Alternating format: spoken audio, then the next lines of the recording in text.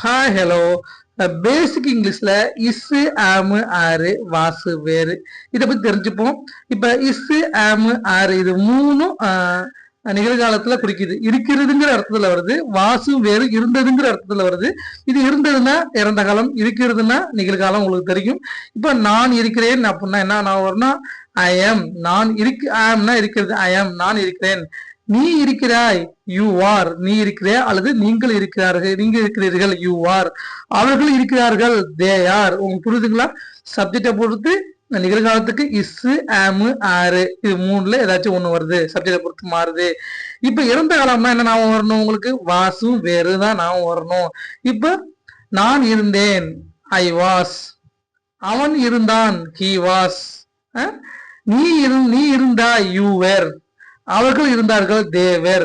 இப்படிதாங்க சப்ஜெக்டை பொறுத்து மாறும். தகவல் நண்பன் சேனலை லைக் பண்ணுங்க, சப்ஸ்கிரைப் பண்ணுங்க. நன்றி.